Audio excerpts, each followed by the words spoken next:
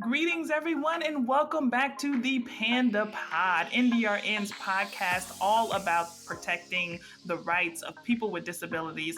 I am Justine Justice Shorter, Disaster Protection Advisor here at NDRN. That means that everything I do focuses on disasters, fires, humanitarian crises, and other types of emergencies. And today I am joined here by the magical Michelle. Michelle, how you doing? I don't know how to follow that. The magical Michelle, I like that. You have a little swag on you. Come on now. Job sounds so important. That was Listen, amazing. come on, talk to me about that Papa Java. This is Michelle Bishop, voting rights specialist here at NDRN. I work on elections. There's nothing else. I don't have to hype that up. It's 2020. It speaks for itself. Oh, okay. That sounds like a jab, and I'm gonna have to come at you a little bit later with that. But yeah, Let's give it to Erica. Thank you, ladies. No worries. My name is Erica Hudson. I'm public policy analyst here at NDRN, focusing on census, which is the core of our podcast today. And if you listen to our first episode, you know it's now called the Big C. absolutely. Apparently, which, Coined by me. you know.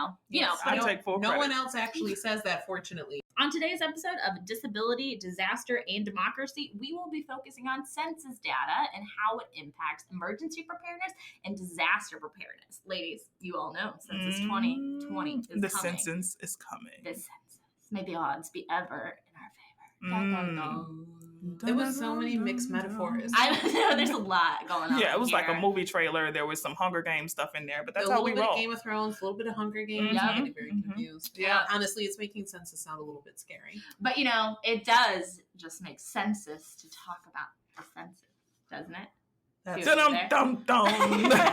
they don't call Erica the queen of the pun for nothing. That's what I'm Absolutely. saying. Yeah. Well, ladies, before we get started, I need to run by some census facts here. Are you all ready? Lay it on Okay, us. this is the census Hey, fact. Ready? stack I'm up those probably not. stats. Okay. I'm probably not ready for the census I fact. feel I am ready for you to stack those stats. Like pancakes up in here. Okay. I really want pancakes. But nonetheless, Pancakes do sound really good. they do. Okay, let's talk about census. Yeah, well, census, on a serious note, it is mandated by the Constitution. It's in Article 1, Section 2, and it's federally mandated that we count every single person in the United States every 10 years. Whether or not they're a citizen? That is correct. Every Interesting. single person in the United States is counted through our decennial census. That happens every 10 years. Good to know. Right? Right. A lot of folks are familiar with what census data does, which is helps with the apportionment of the seats in the U.S. House of Representatives. It helps figure out how many representatives each state gets. That's why we see California have a lot more than perhaps, Wyoming? yes, Or Vermont. Vermont, all these different states we can think of, right? That's why census data is so important, and it changes every 10 years after we get our data. Did y'all know that? Apologies to the state of Wyoming. Well, this is okay. important because also, populations change. Guess when? When disasters strike. Oh, I see what you did there. Brought it full circle. Yes, Justice. into our series. On fire I on do the those PandA Pod things. today. I do those things. I love it. But also something that we've talked about is that census data helps determine how billions of dollars in federal funding gets distributed to states every year. And that all comes through census data. So if you're undercounted, you're underfunded. Exactly. And that's why it's so important to say, count me in as we approach 2020 census. And also so important for the disability community to say we count and that we have a voice in our democracy. And probably also why we don't use winter is coming as a catchphrase for the census, because we actually need people to do it and not be afraid of it. That's another Game of Thrones reference that I don't get. You And did that. Was that Game of Thrones though? That is a pretty Game sure. of Thrones Oh. reference. Justice Pretty said the sure. census is coming at the beginning of the episode. Yeah, I just did that off a movie Nobody theater else thing. watches Game of Thrones? No. All right. I'll just sit over here. No, We'll it's just fine. That's justice we feel. Yeah. Yeah. We'll just continue on. Yeah, please. Yeah. But that is why it's so important. And something that I didn't know until recently is that census data produces timely local data that is crucial for emergency planning. I did not know that until Justice, our fearless disaster preparedness and emergency preparedness, all things preparedness, disaster, told me. Yeah, no, it's I thought you absolutely almost true. called her our fearless disaster leader, which sounds like something else entirely. No, I know. it definitely sounds more scary, and I'm not too inclined to be associated with scary things because disasters are scary enough in and of themselves, right? They are very unpredictable. Things can be very chaotic. Sometimes you can feel as if you have no control because despite what many of us want, or sometimes what some folks believe. We can't control the weather necessarily, but we can do things around climate change, and that's a totally different episode. But it's I like how you tied it in, though. Yeah. But there's just so many different things to think about when it comes to this, and I think that's why the census is so important, because we're trying to make sure that people are counted. This is really important, in particular for the disability community, who has historically been invisibilized, right? And so the census is all about making sure that people are seen, that they're heard, that they're counted, that they're included, so that more equitable decisions can be made in terms of who represents them, right, in Congress, and who makes decisions on their behalf, which of course can be connected to really big issues like healthcare, like their overall rights to vote, like their rights to participate in just a number of different daily freedoms that we've all come to enjoy on a day-to-day basis. Absolutely. It's really central. Well, it's a beautiful thing. Everyone has the opportunity to say, I'm here, I want to be here, I'm counted. You know, that's rare, I think, in today's world, that everyone is in fact included in this process. And that's what the census does. And that's why it's in our Constitution, right? That's why they say every single person will be counted every 10 years. So good to know. Right? Well, we have some good stuff coming up today. Yes, today we're going to be joined by Denice Ross, who's a fellow in residence at Georgetown University, where she works on issues related to disaster, census, climate change, and many more issues. But today we're going to be learning from her about the census and how it relates to emergency and disaster preparedness. Denice, come on down. Hi there. I'm Denice Ross, and I'm a senior fellow with the National Conference on Citizenship, and also a fellow with the Beeck Center for Social Impact and Innovation at Georgetown University. Excellent. And Denice, thank you for being on the PandA pod today. I was really excited to have you join us, as I heard you speak at a conference that we were both at, I think back in December of 2019, and you discussed a month ago. Well, it was last year. It was, at a census meeting. And you mentioned how census data played a role in the relief of Hurricane Katrina. And that was the first time I put the pieces together why census data is so important, not only for federal funding of the programs that I think we think of every day, but for disaster relief and emergency preparedness. So I would love for you to chat about why census data is so important for all of that. Yes, thank you. And this is one of my favorite topics, so it's really an honor to be on the podcast. And just so for a little background, I was in New Orleans. I moved there after Census 2000 was released. And there was this great opportunity to democratize these federal data so that rather than being used by decision makers behind closed doors to make decisions about communities, there was this possibility that the data might be easier for folks to access so that communities could use the data to advocate on behalf of their own destinies. And so that's what I was doing before Katrina happened. Katrina happened in 2005, and when Katrina flooded 80% of the city after the federal infrastructure failed, the data that the census had collected about the city became instantly historical, and so we were really flying blind in the recovery, and it made me realize how much I'd been taking census data for granted. And so ever since then, I vowed I would never take census data for granted again. And of course, with the 2020 census coming up, which the census day is April 1st, 2020, it's really front and center in any advocacy community right now, making sure that everybody is counted.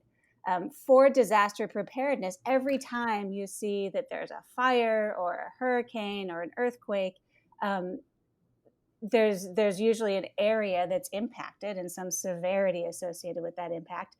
But the way that we make meaning out of that is knowing who are the people, how many people are affected, and what are their demographics, and how and what's the intersection of the disaster and the population. And that's the role that census data plays. If you could indulge me, I'd love to give a little bit of an overview of the census data products as they relate to disasters and disabilities. That'd be great. Okay. So the first is the 2020 the decennial count, and that's just a really basic questionnaire. I think there's only like 9 or 10 questions, and that just covers sex, age, number of people in household, race or Hispanic origin, owner or renter, And that data is available. It's really good data because it's a count of all the people, and it's available at the block level. So you get great geographic granularity, which is important for disasters, because think about how a tornado works, right? It just can cut a swath just a few blocks wide. And we need data about the people who are impacted by that disaster at the small geographic area.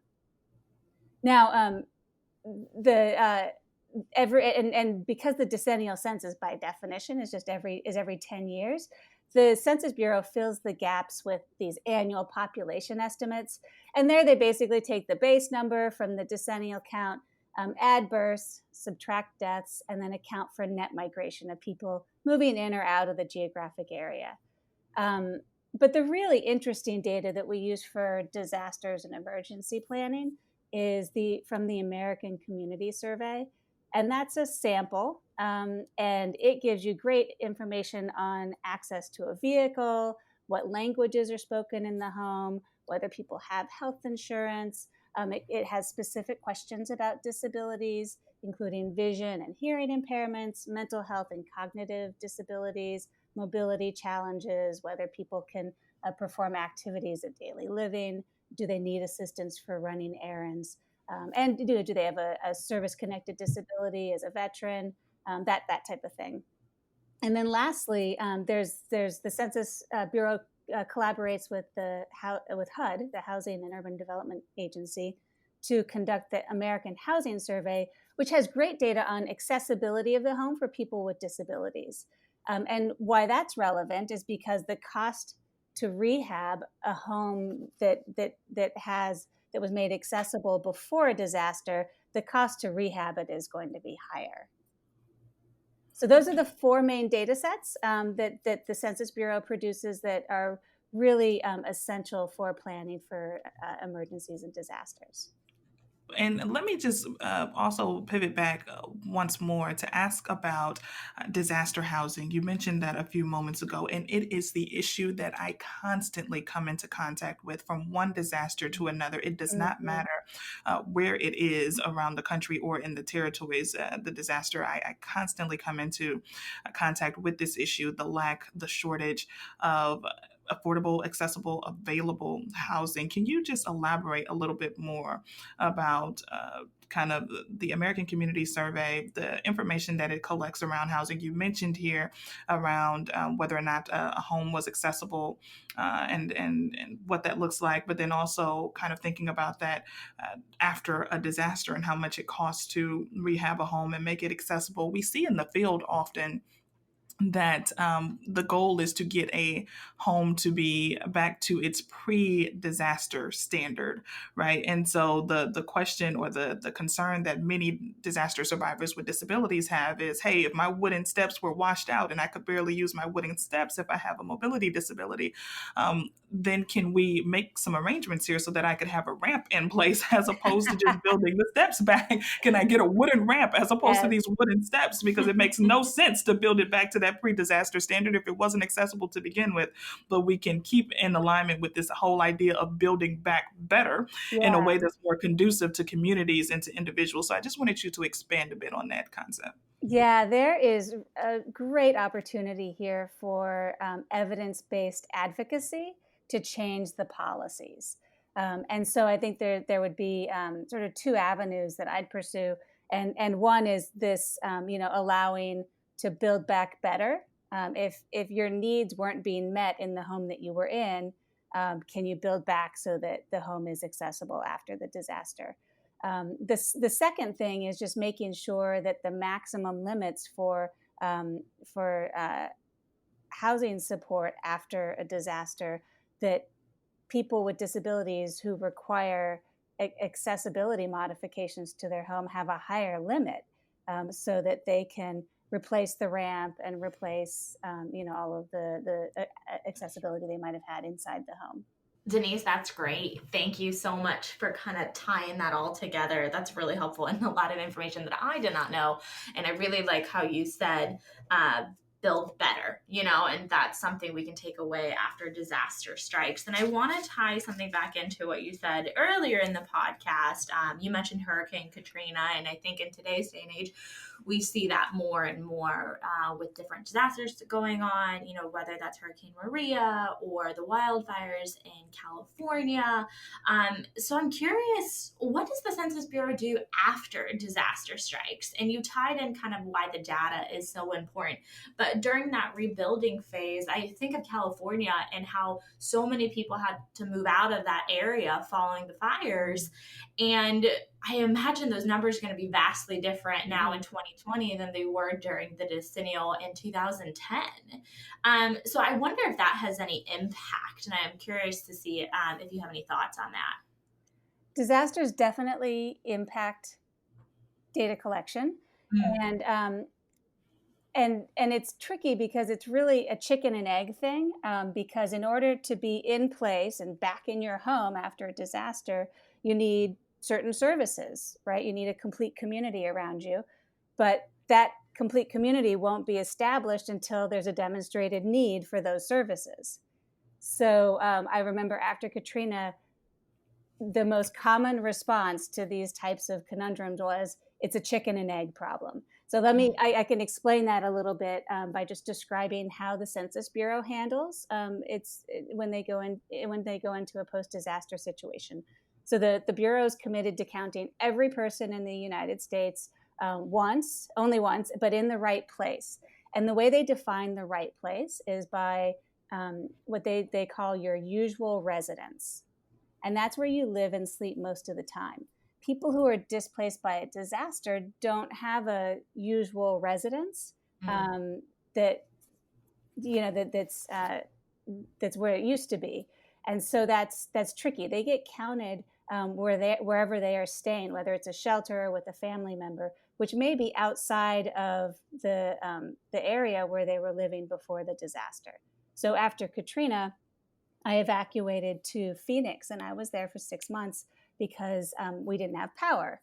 And so if the census count had happened at that time, my usual residence would have been Phoenix, Arizona. Mm-hmm. Now, with that said, the Bureau does what they do after a disaster. If there's a decennial count coming up, is this time around, for example, for Puerto Rico and Paradise, California, and Mexico Beach, Florida, they're leaving forms door to door.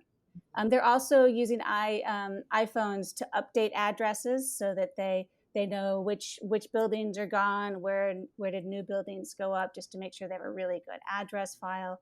And most importantly, they're checking nearby shelters, temporary housing, and trailer parks. But the trick there, of course, is that if the census counts are used to determine what services need to be put into place in a particular area, how many dialysis clinics do you need? What type of special education services do you need in your schools? If people can't move back because those services aren't in place, then they aren't counted when it comes time to determine the need for those services. Mm-hmm. Denice, I want to pick up on something that you said there. You mentioned power, and of course, our minds as individuals who work with people with disabilities go immediately to folks who are electricity dependent. Can you speak to us about another form of data collection around ensuring that individuals with disabilities have access to electricity? Can you talk to us about Empower and tell folks what that is? Yes, absolutely. So when you're talking about data and disasters, and especially the intersection with disabilities, the data that's provided by the census is population level data. So you can use that to figure out, where should we send the evacuation buses, and maybe how many, wheelchair accessible buses do we need. But you can't use census data to knock on the door of somebody who needs help evacuating. It's not individual level data. Now, what's great about administrative data that local or federal government might have, or different nonprofit providers, is that that has data about individuals and their needs. And one really nice example of this is the Empower program out of the Department of Health and Human Services. It's Empower, and they have data from Medicare on people who are dependent on durable medical devices, so ventilators, for example. And they have this fantastic map where you can look down to the zip code level at who in your community, at the counts of people who are dependent on durable medical equipment and would need assistance if there was a power outage. Now, that's not enough to rescue the individual. It's enough to put in place resources to help that population. Where the really powerful connection comes in is that when a disaster is declared, HHS can share the individual level data with the local health department. And then the local health department can reach out to those people who need help when the power goes out. Yeah, it's such a vital resource. I have been deployed to disasters where folks have used that data from Empower versus information that has come from other data collection sources, primarily because, as I asked in the beginning, kind of the rate of response amongst individuals with disabilities, perhaps those numbers were significantly lower or out of date and were not necessarily applicable to the situation at hand. And to your point, when one is trying to provide evidence-based advocacy, it's difficult to do that when you are interacting with folks and you can clearly make the connection that there are people with disabilities here, but the numbers don't bear that out. And when you are in rooms trying to advocate for additional resource allocation and service delivery, it really does help to have a multitude of tools to have at your disposal to say, hey, people with disabilities are here and there are clear defined needs here. But then also bear in mind that people with disabilities, just as the general population does as well, They move around either because they're displaced by disaster or because it is their own desire just to move to a different neighborhood. So we have to just be aware that if you're going to have 100 or several hundred, several thousand folks in a particular area, you can bet that probably about 25% or so of those on average perhaps could have a disability or an access and functional need. So we have to be mindful of that when advocating to disaster leaders. Absolutely. Yeah. And it certainly, from my perspective, everybody working in emergency management should be a disability advocate. And every disability advocate should also be somewhat data savvy. So that they can tell more effective stories and make the case. And knowing what data are available, both from the official statistical agencies like the Census Bureau, and also administrative data sets that you or your local government might have access to. I'm sorry, disaster professionals should be disability advocates. That was just one more time for the cheap seats in the back. Yes. I also wanted to ask you another question here, Denice. Can you talk about the distinction between registries and census and the American Community Survey? And I ask this because sometimes registries have been seen to be somewhat of a controversial issue to varying degrees, depending on who you ask and kind of where in the country or in the territories you're asking that question. But I want to bring this up specifically as it relates to linkages to certain marginalized populations that intersect with disability. For example, individuals who may be of immigrant status or perhaps do not have legal status here in the country, but who also have critical needs and need specific assistance or perhaps services that are available to the public, but are not making themselves known because they don't want to be on any particular list or they don't want to have their names or information associated with any particular registry of some sort. But then also individuals who are who have not had the best relationship or history with law enforcement. And I only bring up law enforcement because in some counties, especially small rural areas, and I've traveled all across the country and I've met with first responders who are fire and EMS folks, but who also share their data and their information with law enforcement. And so that can sometimes serve as a deterrent for some communities who have not had the best experience. I'm thinking Black and Brown communities in particular with law enforcement and just don't want their names on the list if they have a mental health consideration or additional concerns that they just don't want people to know ahead of time. But could you just give us a bit more information on your thoughts as it relates to registries as well as the American Community Survey and the census when we talk about data and the assistance available to certain marginalized communities in particular? I'm so glad you asked that because that that's really the frontier for the conversations that we need to be happening. And first, just to be super explicit, the census is not a registry. And the only data, so they collect individual data, but they only publish summaries of that data. So you cannot be individually identified.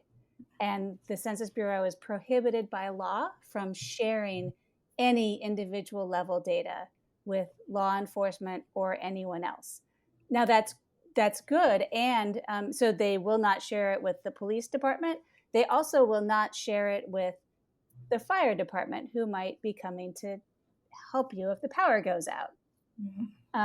So that's why that's why it takes a full complement of data to really provide the type of supports that communities need when a disaster happens. So the census data, the population level data, can be really useful for general planning, but it will not help individuals. Some cities do have something they call a special needs registry, where if you need additional assistance during emergencies, you can sign up for help. It's really, really hard to make those complete or accurate, because people move around.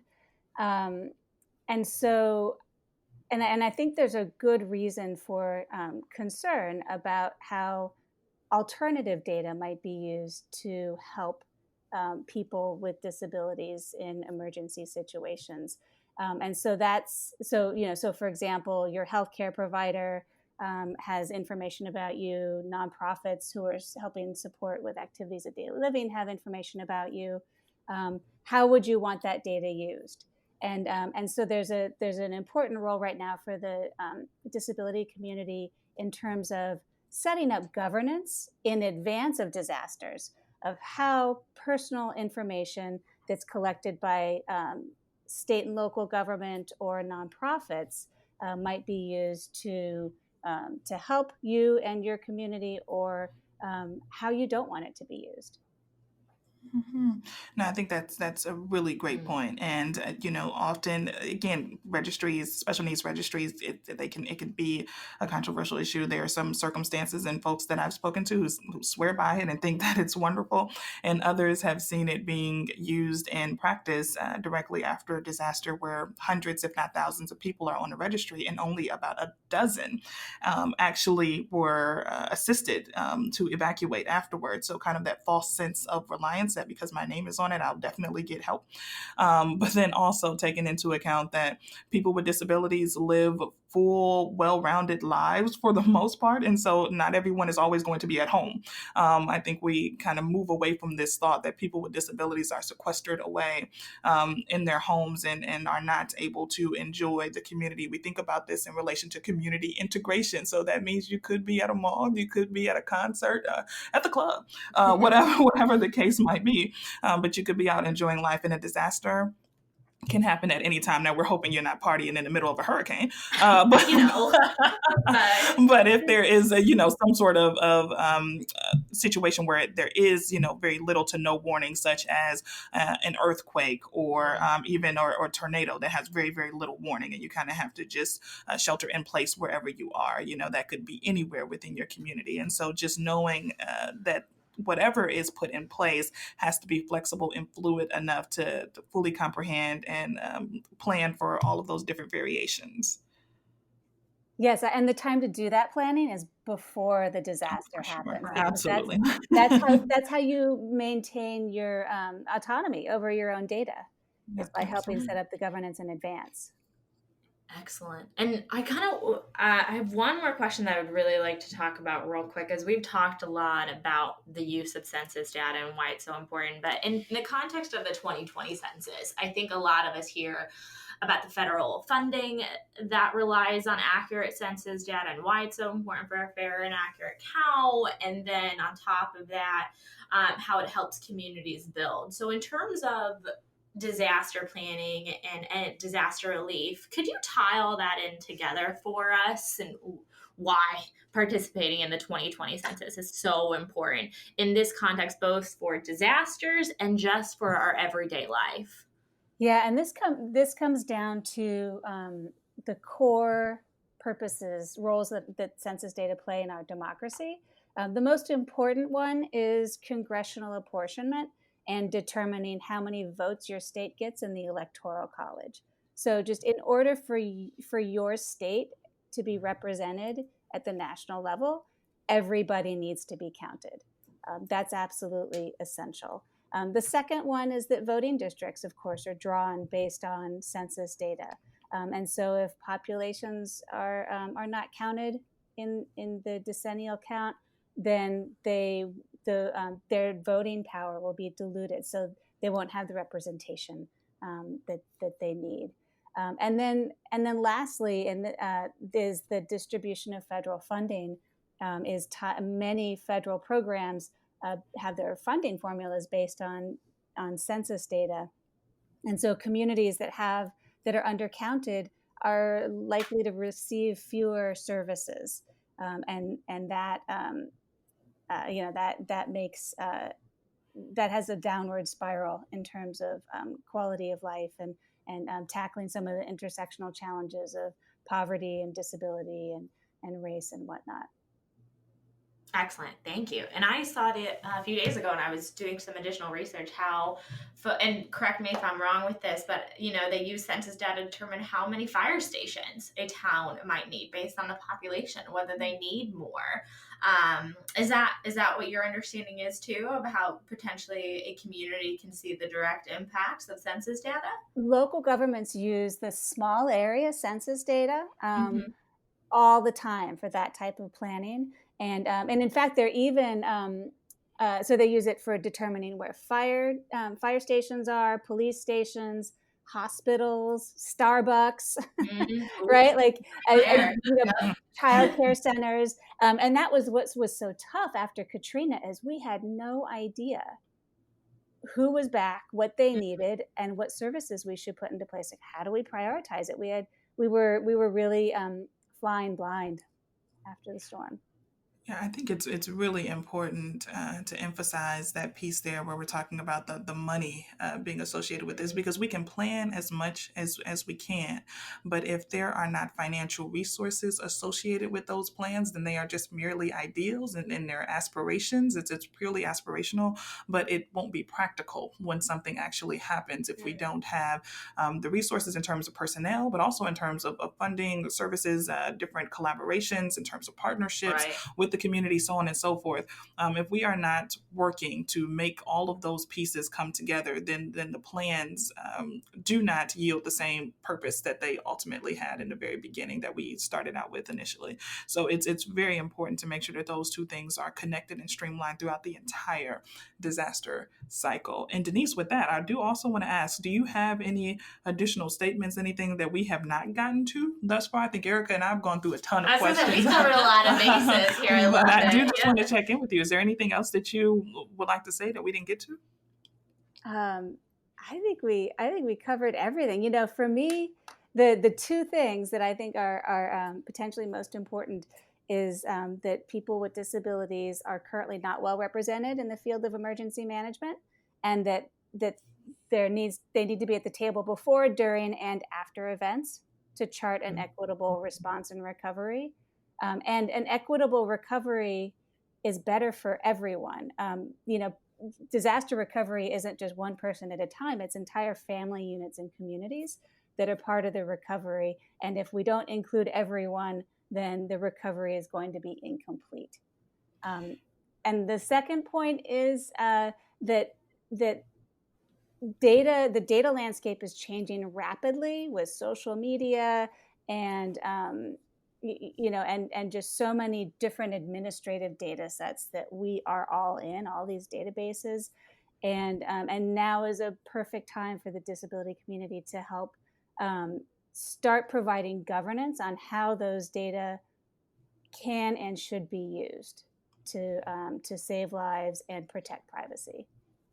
I love that. We talk about citizen participation all the time. And so I love that central focus on governance, that we need to have more individuals with disabilities governing the process, not just casually consulted here and there, but truly involved with governing the process throughout. I love it. And I want to make sure that I keep that mentality with me as I continue on with the work that we're doing here at the National Disability Rights Network. Ladies, do you have any final questions for Denice? Denice, I just wanted to say thank you. The census has always been really important to me because, as you mentioned, it is how we draw our voting districts, and elections are my jam. But I still think that prior to today, I probably also was taking how important the census is for granted. You mentioned earlier, if you're not counted in the census, you're invisible, and being invisible is deadly. And I will never forget that. And I think this conversation proves in how many ways that is so true. So thank you. Absolutely. Often people with disabilities are invisibilized or erased from the conversation. And I think we actively try to combat that in our work on a daily basis. So this conversation just emphasizes that even more. Yeah. And the fact that you said include everyone hits home to me, as I think NDRN's main effort in the census has been to count everyone, but also include everyone as well, as this is a collaborative effort to make sure that no one is invisible and that we all have an equal voice here. Yes, absolutely.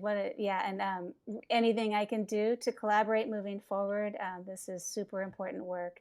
And I'm so glad that you asked me to be on this podcast. Denice, thank you so much. This was absolutely incredible. And you were wonderful. Yeah, as much as I focus on census, I had no idea about a lot of stuff that we just talked about. So thank you. Another huge highlight that she wanted us to point out is that registries are not the same as the census, people. Let's be clear on that. Yes. Yeah. Yep. Excellent. Well, thank you all for joining us on the PandA Pod today on our series. I have terrible news. Yes. Next week is our last episode. Why would you end on such a Debbie Downer note? I know, I'm sorry. Okay, but here's the good news, though. The good news is that although next week will be the last episode of this series on disability, disaster, and democracy, it will only be the continuation, though, of the PandA Pod more widely, because NDRN staff will continue to serve up phenomenal episodes and information and content about all things related to protecting the rights, the lives, the dignity of individuals with disabilities, and we're super excited about that. All right, I feel better. Thank you, Justin. I'm here for you, girl. Thank you. All right, everyone, tune in next week. All right, have a good one. Bye.